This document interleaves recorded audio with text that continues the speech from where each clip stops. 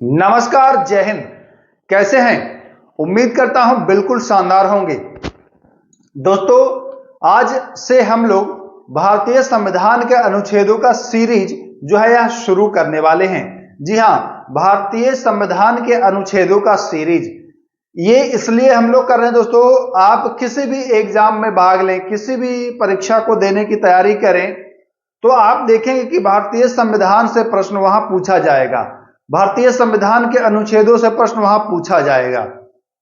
तो हम लोग बिल्कुल डिटेल में सब कुछ समझते हुए अनुच्छेद 1 से अनुच्छेद 395 तक कवर करेंगे। इसके लिए मैं 5 से 7 से 8 9 10 वीडियो आपको प्रोवाइड कराऊंगा, क्योंकि एक वीडियो में संभव नहीं है। अगर एक वीडियो में दे पाता हूं तो बहुत वीडियो जो है वह एक्स्ट्रा लार्ज हो जाएगा और फिर आप बोर होना शुरू हो जाएंगे। इसलिए पार्ट बाय पार्ट चीजों को समझते चलना है। देखिए, हमको रटना नहीं है, केवल चीजों को रटना नहीं है, उसको समझना भी है। अब हम लोग कब समझेंगे? जब पार्ट बाय पार्ट छोटे छोटे भागों में हम लोग वीडियो को देखेंगे, उसको पढ़ेंगे, तो हम लोग इसको अच्छे से समझ पाएंगे। एक बार आप इसका चाहें तो स्क्रीनशॉट ले ले दोस्तों, क्योंकि फिर बाद में आपको ये बोर्ड गंदा हो जाएगा, है ना।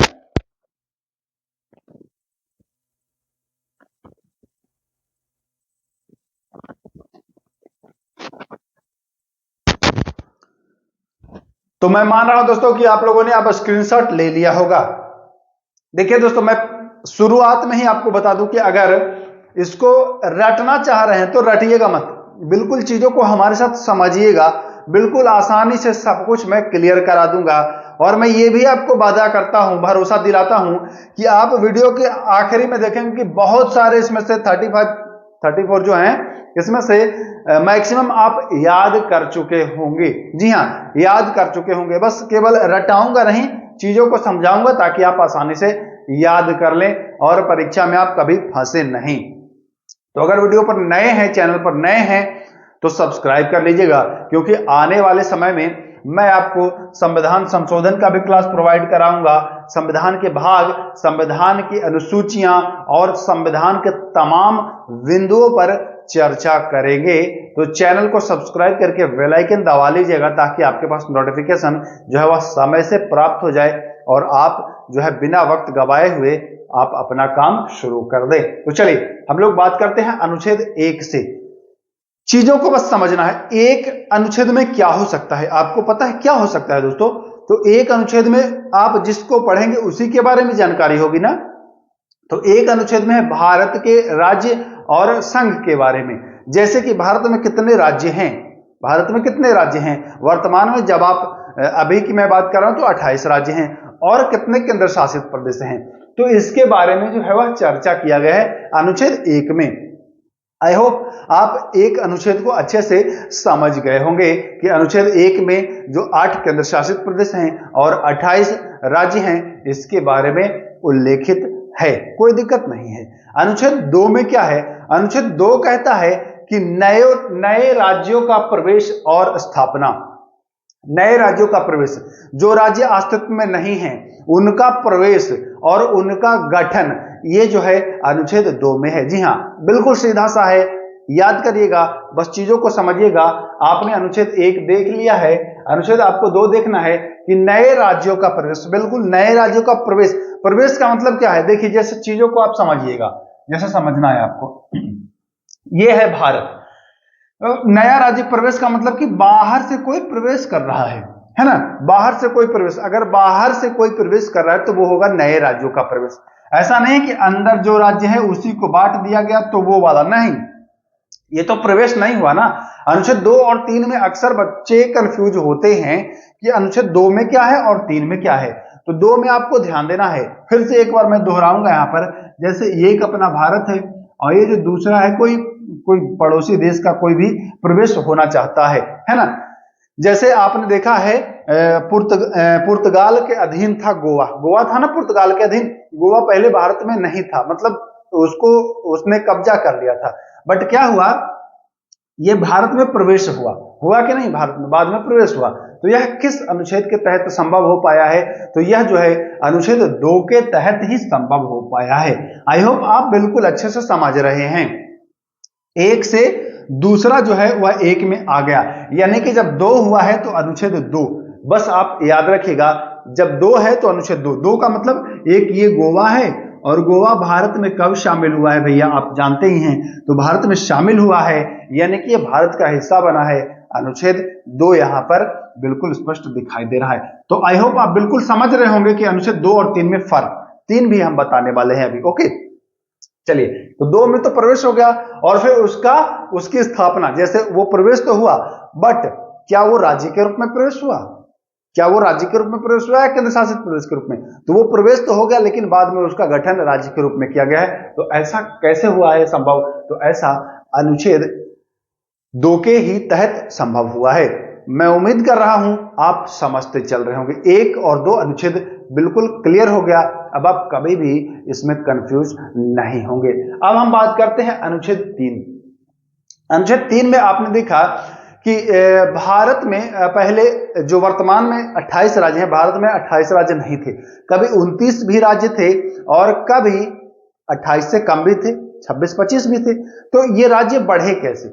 यह अनुच्छेद 3 में प्रावधान है कि जो राज्य हैं, नए राज्यों का नाम, क्षेत्रफल और सीमा में परिवर्तन। अनुच्छेद 3 में यह प्रावधान है कि जो एक राज्य है उसको उसकी सीमा में परिवर्तन करके और 1 से 2 राज्य बनाया जा सकता है। जैसे आपने देखा, बिहार से झारखंड बन गया, है ना, बिहार से क्या बन गया? झारखंड बन गया। तेलंगाना बन गया हैदराबाद से। तो ऐसे करके, आंध्र प्रदेश से, तो ऐसे करके एक राज्य से दूसरा राज्य बनाया जाए तो अनुच्छेद 3, और बाहर से अगर आए तो अनुच्छेद 2। क्लियर हो गया? अगर अपने ही राज्य को काट करके कोई राज्य बनाया गया है तो अनुच्छेद 3, अगर बाहर से कोई आया है तो अनुच्छेद 2। कोई दिक्कत नहीं, समझ रहे हैं? 4 अनुच्छेद इंपॉर्टेंट नहीं है आपके लिए, उसको छोड़ दिया गया है। चलिए आइए अनुच्छेद 5। अनुच्छेद 5 में देखिए, 5 से 11 तक आप पढ़ेंगे नागरिकता के बारे में। 5 से 11 तक पहले तो आप भारत के बारे में पढ़े, अब भारत में आप रहेंगे तो भाई नागरिकता तो स्वाभाविक है, नागरिक आपको होना पड़ेगा, तभी आप रहेंगे। तो अब हम लोग पढ़ते हैं नागरिकता के बारे में। अच्छा, एक कमेंट जरूर करिएगा कि वीडियो आपको कैसा लग रहा है, क्या आपको इसी तरह से कवरेज चाहिए कि नहीं चाहिए। अगर वीडियो बुरा लगे तो एक डिसलाइक का बटन होता है, आप उसको हिट कर सकते हैं। अगर वीडियो अच्छा लगे तो आप लाइक वाले बटन को हिट करिएगा। ओके, चलिए, संविधान के प्रारंभ में नागरिकता, अनुच्छेद 5 में जो है संविधान के प्रारंभ में नागरिकता। अब कौन सी नागरिकता कहां है उसके बारे में हम लोग पढ़ेंगे 5, 6, 7, 8, 9, 10, 11 तक, है ना, कि कैसे किसको नागरिकता मिलता है। देखिए, पाकिस्तान से भारत आने पर नागरिकता। कुछ ऐसे व्यक्ति हैं जो पाकिस्तान से भारत आते हैं तो उनको नागरिकता दिया जाता है। ऐसे व्यक्ति जो कभी भारत में रहे, बाद में पाकिस्तान चले गए और फिर वो भारत आ रहे हैं तो उनको जो है वह नागरिकता का प्रावधान है अनुच्छेद 6 में। फिर से समझिएगा, बिल्कुल बारीकी से समझिएगा। ऐसे व्यक्ति जो कभी भारत में रहे, वो बाद में पाकिस्तान चले गए और फिर भारत आ गए तो उनकी नागरिकता का प्रावधान जो है वह अनुच्छेद 6 में है। अच्छा, इसमें कुछ तारीख है कि उस तारीख के भीतर या उस तारीख के बाद ही अगर आप आए हैं, गए हैं तो आप पर लागू होगा। तो ये हम लोग कब पढ़ेंगे? जब नागरिकता हम लोग पढ़ेंगे डिटेल में, तब वो हमें बताऊंगा कि कितने तारीख से लेकर के कितने तारीख तक आप भारत में रहे हैं, या आपके दादा दादी माता पिता हैं, या कब तक आप वापस आए हैं, तब आपको नागरिकता मिलेगा। यहां बस हम लोग अनुच्छेदों के बारे में पढ़ते हैं। भारत से पाकिस्तान जाने पर नागरिकता, भारत से पाकिस्तान जाने पर नागरिकता। जैसे कोई व्यक्ति पहले पाकिस्तान में था, ठीक, वो फिर भारत आया और फिर पाकिस्तान जा रहा है, तो इसके नागरिकता का पर क्या प्रभाव पड़ेगा, इसके बारे में जो है वह अनुच्छेद 7 में है ना। यानी कि 6 में क्या है? पाकिस्तान से भारत आने पर नागरिकता, और 7 में क्या है? भारत से पाकिस्तान जाने पर नागरिकता। कोई दिक्कत नहीं, दोनों अपोजिट है। 6 में अगर आप आते हैं तो, और 7 में अगर आप जाते हैं तो क्या प्रभाव पड़ेगा आपकी नागरिकता पर, मिलेगी या नहीं मिलेगी। हालांकि इसके बारे में डिटेल में हम लोग जब नागरिकता पढ़ेंगे तो आपको बताऊंगा। चलिए, 8 में भारत से बाहर रहने वाले मूल भारतीय को नागरिकता। कुछ ऐसे व्यक्ति हैं जिनके माता पिता दादा दादी भारत में रहते हैं बट उनके बच्चे जो है वो विदेश में रहते हैं, है ना, तो उनको नागरिकता अनुच्छेद 8 के तहत मिल जाएगा। सीधा सा है। 8 के तहत कब मिलेगा? जब आपके माता पिता दादा दादी भारत में रहते हैं और जो है आप रह रहे हैं बाहर, तो आपको नागरिकता जो है वह मिलेगा, है ना। तो ये जो है यह अनुच्छेद 8 कहता है। अनुच्छेद 9 क्या कहता है? विदेशी नागरिक बनने पर भारतीय नागरिकता निरस्त होना। अगर आप विदेश की नागरिकता प्राप्त कर लेते हैं, दूसरे देशों की नागरिकता आप ले लेते हैं, तो आप भारत के नागरिक नहीं रह जाते हैं। यानी कि अनुच्छेद 9 कैसे याद करेंगे? 9 को आप बोलिए नो, 9 को बोलिए नो। नो का मतलब कि नहीं। अगर आप विदेश की नागरिकता ले लेते हैं तो भारत की नागरिकता नहीं, यानी कि नो रहेगी आपके पास, है ना। भारत की नागरिकता नो हो जाएगी। अनुच्छेद 9 से आप याद कर लीजिएगा, बिल्कुल आसानी से आप याद कर लेंगे। 8 में क्या याद कर लेते हैं कि माता पिता दादा दादी भारत में हैं और आप विदेश में रह रहे हैं तो आपको नागरिकता मिलेगा। 9 में क्या कह रहा है कि अगर आप भारत के नागरिक हैं बट दूसरे देश की नागरिकता ले लेते हैं तो यहां आपको नागरिकता जो है वह नो रहेगी, यानी समाप्त हो जाएगी। तो अनुच्छेद 9 भी आप याद कर चुके हैं। 10 नागरिकता के अधिकारों का बना रहना। यह जब हम नागरिकता पढ़ेंगे तो इसमें पढ़ेंगे 10 में कि नागरिकता का जो अधिकार है वह कब बना रहेगा। कहीं और के नागरिक हैं तब भी आपके पास क्या नागरिकता रहेगी या नहीं रहेगी, ये सारी चीजों के बारे में हम लोग अनुच्छेद 10 में पढ़ेंगे। चलिए अनुच्छेद 11 संसद इन पर कानून बनाता है। जैसे सीएए सीएबी आया था ना, नागरिकता संशोधन अधिनियम, तो यह अनुच्छेद 11 के ही तहत सब किया गया था। तो इन पर जो कानून बनाएगा कौन बनाएगा? संसद बनाएगा नागरिकता के संदर्भ में। और यह किस अनुच्छेद में है? तो यह अनुच्छेद 11 में है। कैसे याद करेंगे? भारत के एक एक व्यक्ति के लिए कैसे याद करेंगे? देखिए एक एक मतलब 11। भारत के एक एक व्यक्ति के लिए नागरिकता संबंधी कानून बनाएगा कौन? संसद। अब आपको आसानी से याद हो जाएगा। 11 जब आप देखेंगे तो याद करेंगे एक एक व्यक्ति के लिए नागरिकता से संबंधित जो कानून है वह कौन बनाता है? तो वह संसद बनाता है। कोई दिक्कत नहीं, आप यहां तक समझ गए। चलिए 12 राज्य की परिभाषा। अभी आप पढ़ेंगे तो मौलिक अधिकार पढ़ेंगे या नित्य निःशक्तत्व पढ़ेंगे या और भी जब आगे पढ़ेंगे तो आपको राज्य शब्द का उल्लेख मिलेगा। तो राज्य का मतलब उन 28 राज्यों से नहीं है केवल, है ना। राज्य में वो सारी सरकारी चीजें आएंगी जो राज्य के अधीन है, जो केंद्र के अधीन है। तो यही राज्य की परिभाषा अनुच्छेद 12 में दिया गया है कि राज्य शब्द में क्या क्या निहित है और कौन कौन राज्य शब्द में आएगा, है ना। यह अनुच्छेद 12 में स्थित है। ओके, कोई दिक्कत नहीं है। 12 में राज्य। चलिए आगे चलते हैं। 13 मूल अधिकारों को कम या अल्पीकरण करने वाली विधियां। मूल अधिकार, अच्छा कुछ ऐसी विधि जो मूल अधिकारों पर प्रतिबंध लाए या उसको अल्पीकरण करे, कम करे, तो ऐसी विधि के बारे में अनुच्छेद 13 में बतलाया गया। बहुत इंपॉर्टेंट अनुच्छेद है अनुच्छेद 13। अनुच्छेद 13 में उन विधियों का जिक्र है जो मूल अधिकारों का अल्पीकरण करती है। अब वो विधियां क्या है? वो विधि में क्या आएगा? वो विधि में अध्यादेश आएगा, कानून आएगा, परंपरा आएगा, ये सब कुछ आएगा, वो विधि के अंतर्गत ही। तो अनुच्छेद 13 विधि शब्द को परिभाषित किया है, इस बात का भी आपको ख्याल रखना है। डिटेल में हम फिर बता रहे हैं कि जब हम लोग इसको डिटेल में करेंगे क्लास तो वहां पर इन डिटेल इसको हम लोग देखेंगे। ओके, चलिए अब आते हैं अनुच्छेद 14 विधि के समक्ष समता। सीधा प्रश्न पूछता है एग्जाम में कि विधि के समक्ष समता, यानी कि जो कानून है यह सबके लिए बराबर है, किसी के साथ भेदभाव नहीं करेगी। विधि के समक्ष समता अनुच्छेद 14। ओके, कोई दिक्कत नहीं। अब चले हम लोग अनुच्छेद 15 की ओर।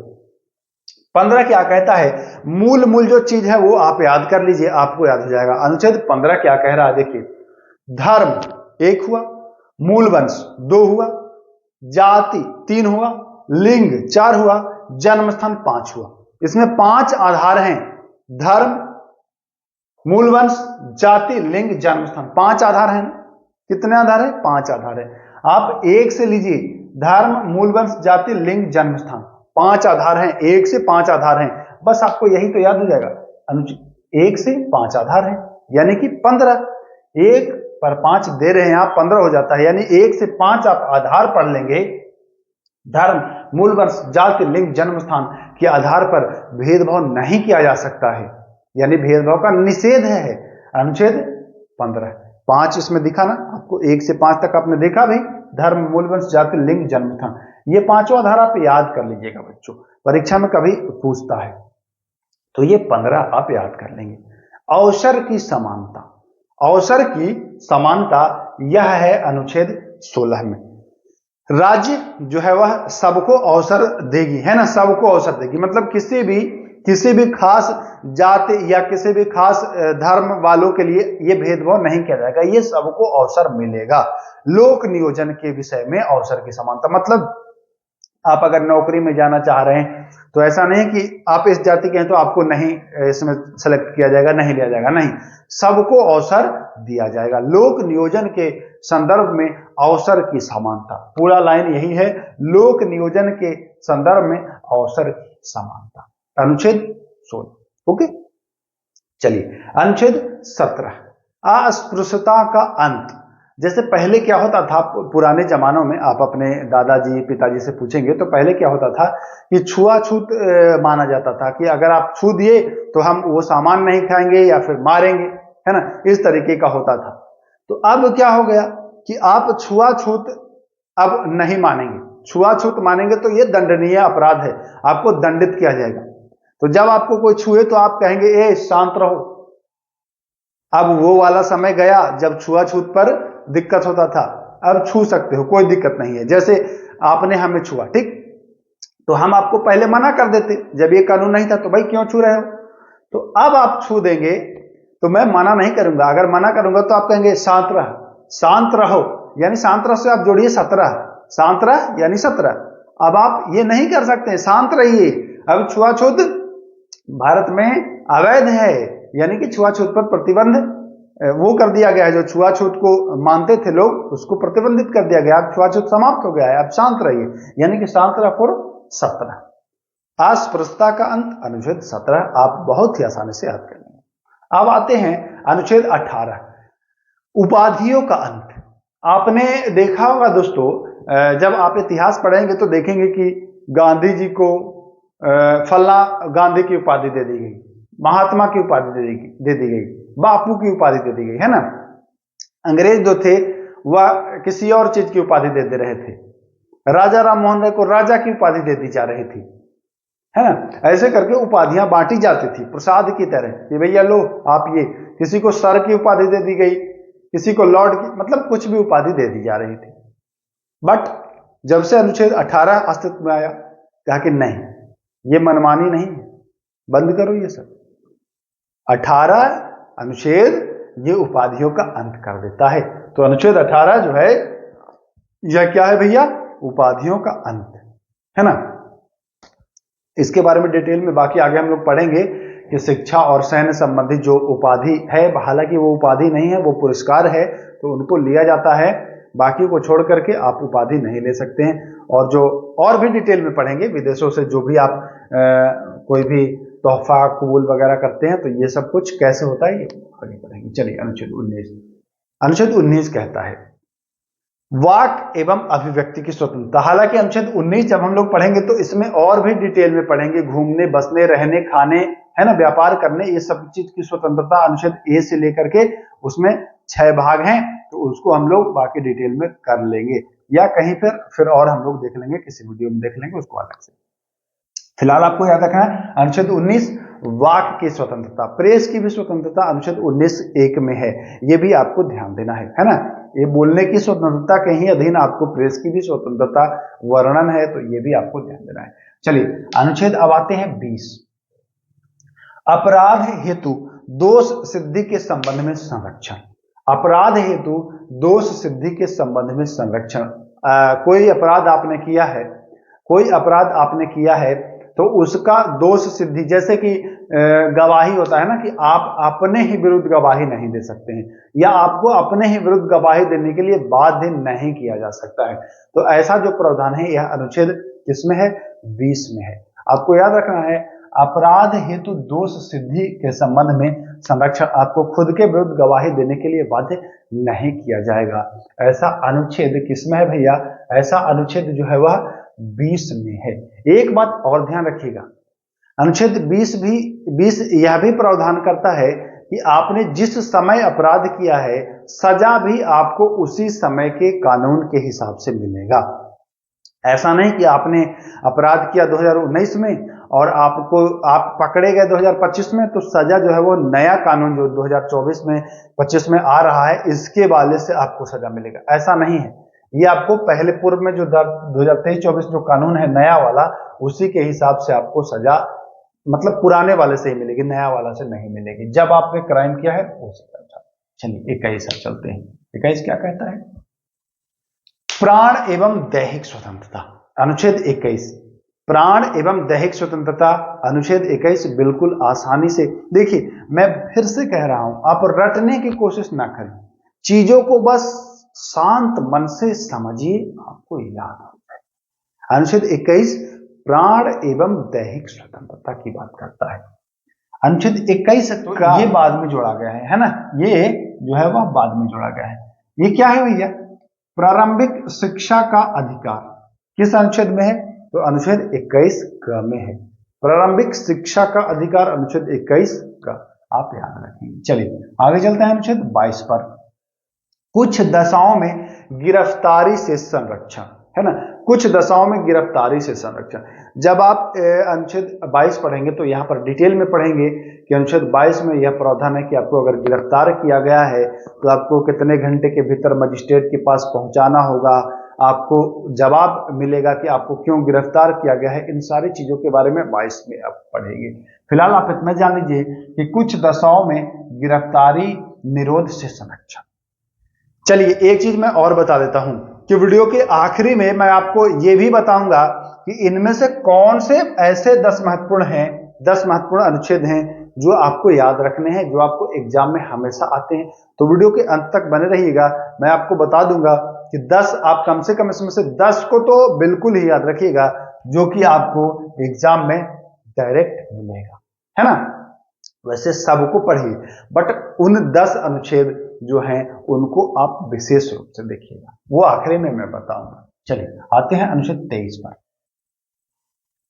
अनुच्छेद 23 कहता है मानव का दुर्व्यापार व बालात श्रम का निषेध। आप मानव की खरीद बिक्री नहीं कर सकते हैं, मानव की खरीद बिक्री नहीं कर सकते हैं। यह मानव का बालात श्रम, जैसे कि आप वेश्यावृत्ति भी जो है वह इसी में आता है, तो वेश्यावृत्ति भी नहीं कर सकते हैं, है ना। मानव का खरीद बिक्री भी नहीं कर सकते हैं, वेश्यावृत्ति भी नहीं कर सकते हैं। यह किस अनुच्छेद के तहत है? तो यह अनुच्छेद 23 के तहत है कि आप वेश्यावृत्ति नहीं कर सकते हैं, खरीद बिक्री नहीं कर सकते हैं, है ना, बालात श्रम नहीं कर सकते हैं। तो ये जो है अनुच्छेद 23 में है, आप इसको याद रखेंगे। चलिए 24 पर आते हैं।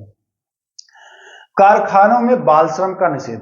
अनुच्छेद 24 कहता है कि जोखिम भरे कार्यों पर, है ना, 14 वर्ष से कम आयु के बच्चों को आप नहीं रख सकते हैं।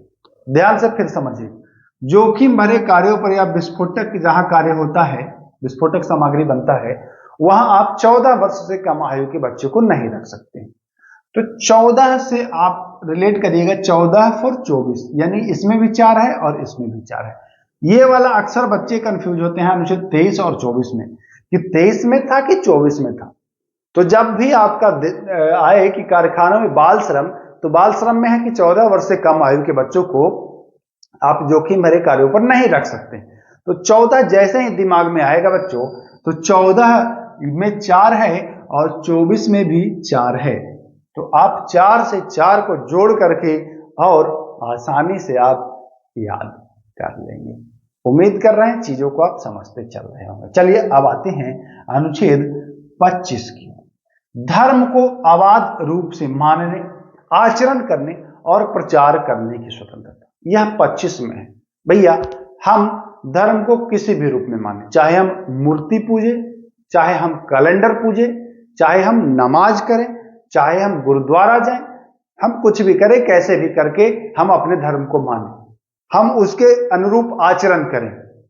हम उपवास भी कर सकते हैं, हमको कोई नहीं रोकेगा, है ना। हम अपने धर्म प्रचार भी कर सकते हैं, भाई हम हिंदू धर्म का प्रचार करेंगे, हम सिख धर्म का प्रचार करेंगे, है ना, हम जो है ईसाई धर्म का प्रचार करेंगे, हम जो है मुस्लिम धर्म जो है वो उसका इस्लाम का प्रचार करेंगे, तो हमें प्रचार करने का अधिकार है अकॉर्डिंग टू अनुच्छेद 25।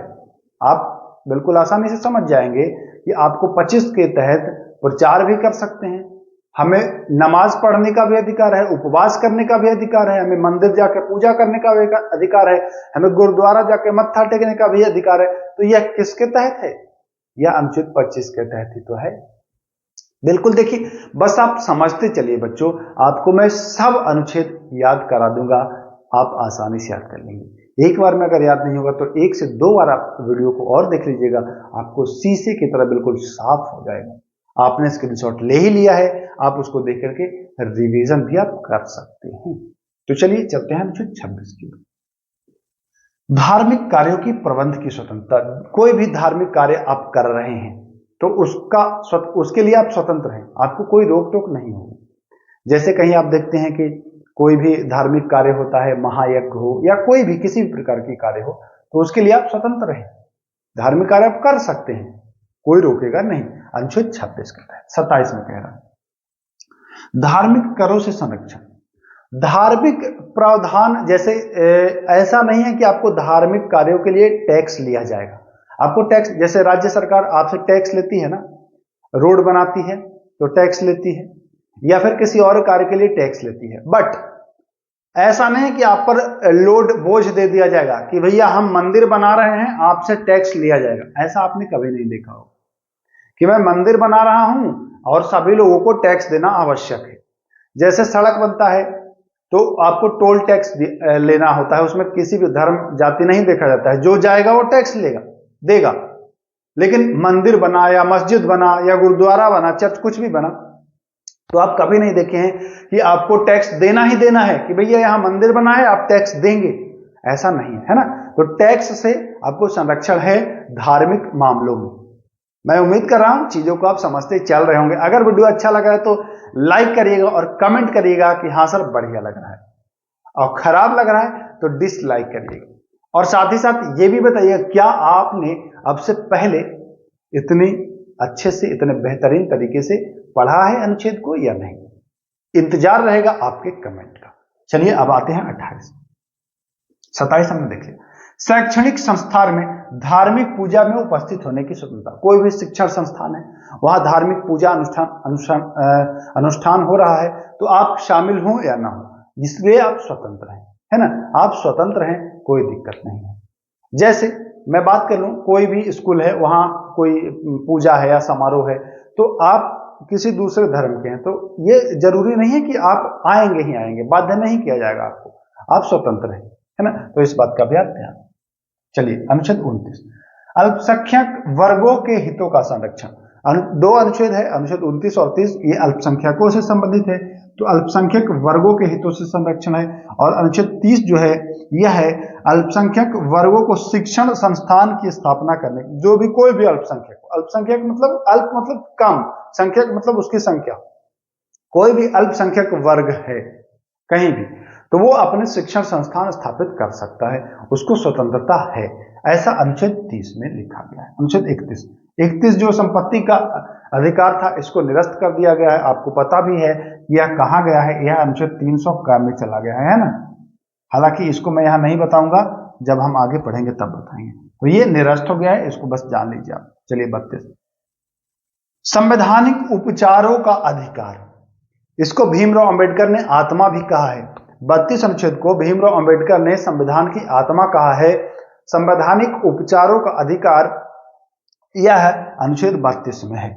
अनुच्छेद 33 क्या कहता है? अनुच्छेद 33 अक्सर लोग छोड़ते रहते हैं ना, छोड़ देते हैं। अनुच्छेद 33 कहता है दोस्तों, जैसे मैं अभी पुलिस में, है ना, तो और आप आम जनता है, मैं आम जनता नहीं हूं दोस्तों। आपको मैं एक चीज बता दूं, मैं लोक सेवक हूं, आप लोग का सेवक हूं। क्योंकि मैं पुलिस में हूं तो मैं आम पब्लिक नहीं हूं, आप लोगों से भिन्न हूं, मैं लोक सेवक हूं, आप लोगों का मैं सेवक हूं, है ना। तो आपके जो मौलिक अधिकार हैं और मेरे जो मौलिक अधिकार हैं उसमें अंतर है। आपको जितने मौलिक अधिकार हैं ना, मुझे उतने मौलिक अधिकार नहीं मिले हैं। रहते तो हम भी भारत में ही हैं, आप भी भारत में ही हैं, दिखते भी आप ही के जैसे हैं, बट आप जो मौलिक अधिकार आपके पास है वो मौलिक अधिकार मेरे पास नहीं है। आप क्या हैं? आप जनता हैं और मैं आपका सेवक हूं। तो इस बात का ध्यान रखिएगा। अनुच्छेद 33 कहता है कि बलों को मौलिक अधिकारों पर प्रतिबंध है ना, चाहे वो कोई भी बल हो, आर्मी हो या अर्धसैनिक बल हो या पुलिस हो, है ना, जिसमें मैं आता हूं पुलिस में, है ना। तो यहां पर आपको मौलिक अधिकार जो है वह अल्प मिलेगा, अल्पीकरण होता है, कम मिलता है ना। जो आपको मिला है उतना मुझे नहीं मिलता है। तो ये चीज आप ध्यान रखेंगे। अनुच्छेद 33 कहता है, आपको याद हो जाएगा कि सर्प का जो मौलिक अधिकार है वो हम लोगों से कम था, अनुच्छेद 33 बतलाए थे। अनुच्छेद 34 में है, किसी भी क्षेत्र में सैन्य कानून लागू होता है तो वहां क्या क्या प्रावधान होता है, वहां मौलिक अधिकार पर क्या प्रभाव पड़ता है, इसके बारे में अनुच्छेद 34 में बतलाया गया। 33 में क्या है? सैन्य बलों को मौलिक अधिकारों से वंचित किया गया है ना, कुछ हद तक। 34 में क्या है? जहां सैन्य कानून लागू है वहां मौलिक अधिकार पर क्या प्रभाव पड़ेगा, कैसे कमता है, उसके बारे में। 35 मौलिक अधिकारों को प्रभावित करने का विधान, जो कानून है बनाए जाते हैं, ये 35 अनुच्छेद के तहत इन अनुच्छेदों को लागू करने से संबंधित है ना, ये अनुच्छेद 35 कहता है। तो मैं उम्मीद करता हूं कि अनुच्छेद 1 से अनुच्छेद 35 तक, जिसमें आपने संघ और उसका राज्य क्षेत्र, नागरिकता और मौलिक अधिकार आपने पढ़ा। बाकी हम लोग जब नेक्स्ट वीडियो को स्टार्ट करेंगे उसमें हम लोग 36 से आगे ले चलेंगे, है ना, जिसमें आप नित्य निषक्तत्व, मूल कर्तव्य, उसके आगे राज्य, संघ राज्य, केंद्र, ये सब आप पढ़ेंगे। तो एक बार फिर से, अगर शुरुआत में स्क्रीनशॉट नहीं लिया आपने तो ले लीजिए, क्योंकि स्क्रीनशॉट ले रहेंगे तो आपको रिवीजन करने में आसानी होगी। तो मैं ये उम्मीद करता हूं कि आप लोगों ने समझा। अब मैं, जैसा कि पहले आप लोगों को एक वादा किया था, इसमें 10 ऐसे इंपॉर्टेंट अनुच्छेद हैं जो मैं बताऊंगा, आपको याद कम से कम करना है। मैं उसको स्टार लगाने की कोशिश करता हूं। चलिए मैं एक से ही शुरू करता हूं। तो देखिए, आपको 3 जो अनुच्छेद है ये आपको अच्छे से ख्याल रखना है ना। नए राज्य पूछता है कि सीमा या नाम परिवर्तन होता है, किस अनुच्छेद के तहत होता है, तो ये आपको ध्यान देना है, अनुच्छेद 3।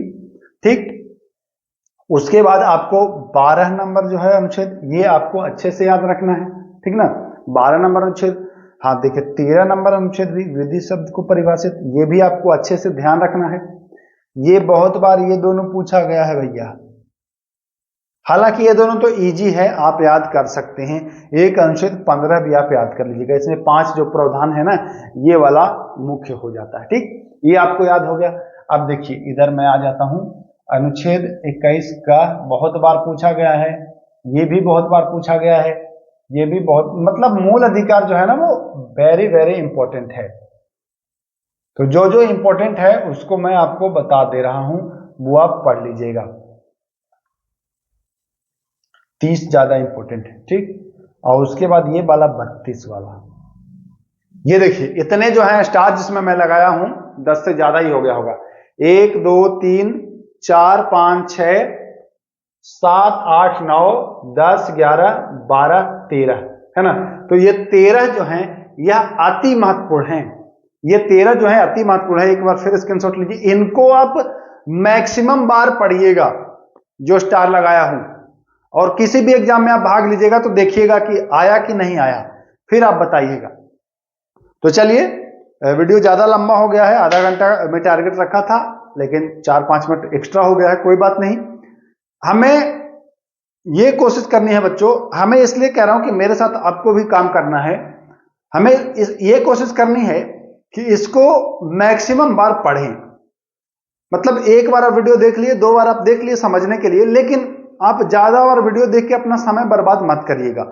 आप स्क्रीनशॉट लिए हैं, उससे रिवीजन करिएगा, 5 मिनट 4 मिनट में आप रिवीजन करके, और ये 35 अनुच्छेद आप आसानी से याद कर लेंगे, पढ़ लेंगे। तो चलिए, अब इजाजत चाहते हैं, है ना। कमेंट जरूर करिएगा बच्चों कि कैसा लगा वीडियो। अगर वीडियो अच्छा लगेगा तो इसको कंटिन्यू रखेंगे, और इसके अलावा और भी जो जैसा कि मैं बताया हूं कि संशोधन हो गया या भाग हो गया या फिर और भी पॉइंट्स हैं उसको कराऊंगा, तो आप लोग कमेंट का बेसब्र से इंतजार रहेगा। तो चलिए, इजाजत चाहते हैं, नमस्कार।